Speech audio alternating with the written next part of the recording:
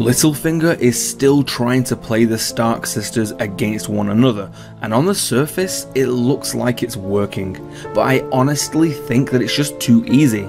Look a little deeper and you can see the cracks in Baelish's scheming that will for sure be his undoing. The fact that he planted the scroll for Arya to find, then told Sansa that he didn't know how Arya got the scroll. If Arya drops that bomb to Sansa, then the game's up for Peter. Also, there's the confrontation between Sansa and Arya where things looked like they were about to get really ugly, but for me, this was the moment where if Arya wanted to kill Sansa, this would have been the time and place to do it, but she didn't. And lastly, then there was Baelish hinting to Sansa at using Brienne to eliminate Arya if necessary, and I think Sansa saw right through it, which is why she sent Brienne away, to kind of avoid that temptation. I think my first ever theory almost a year ago was about how I thought Littlefinger was going to die in season 7, and honestly, it's only a matter of time before he's found out, and once he is, it's only going to go one way. Question: how would you like to see Peter die? Not how do you think it will happen, how would you prefer it to go down? The second plot I think they will follow, but one that doesn't feature in the promo, is what the Night King is going to do next.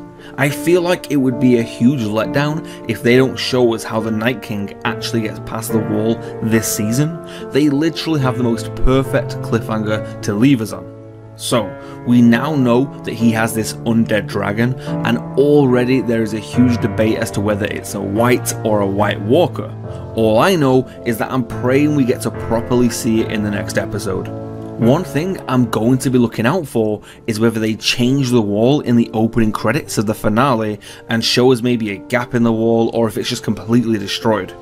Now then, the biggest part of this episode is going to be the third plot, which is the showdown in the Dragonpit. It looks like literally everyone is there except for Daenerys, so unless she's hiding somewhere behind her crew, she's probably just hanging back with Drogon and Rhaegal. It's great to see that the Unsullied made it back, and we can see them outside the gates of King's Landing, backed up by the Dothraki horde, ready to storm the capital if anything goes sour during this meeting. The other person I was looking out for though was the Hound, because he was the one that actually took the White with him from Eastwatch, so surely he has to be somewhere in this picture. Whilst this is probably going to be the best opportunity for them to give us Clegane Bowl, or at least tease at it a little bit more, I don't think anything major will kick off. If you can remember the season 6 trailers, they pegged the Tyrell army like they were going to rush the Sept to get back Margaery and Loras, and in the end, they didn't do squat. I think this is just a warning to Cersei, like showing their strength and sending a message. Touch anyone and you will lose the capital today by any means necessary. This is going to be the first time we've ever seen Jon and Cersei interact, and I am genuinely pumped for it. I'm hoping that Jon's straight talking can cut through Cersei's ego. I don't think for 1 minute she will want to join them or help them, but it will be for sure the start of a separate path for the capital. Once the Iron Bank hears they're not at war anymore, why will they need to fund them? Will Cersei still give them back the gold if that's the case? Let me know how you think this meeting is going down, and I want to see some details. Will some people die here? Will they just talk things out? Or will this erupt into an all-out war? This finale is going to be 121 minutes long, and even though I think the biggest part of the episode will be on King's Landing, I think there has to be some room in there for other content.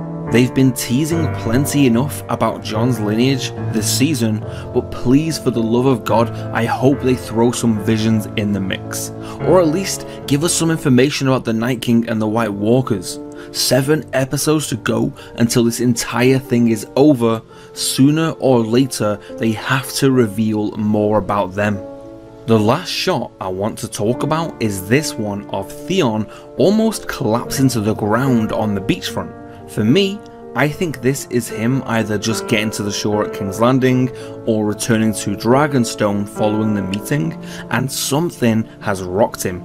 That fall on the knee, it's like he's just endured something awful. Perhaps his sister Yara being killed by Euron.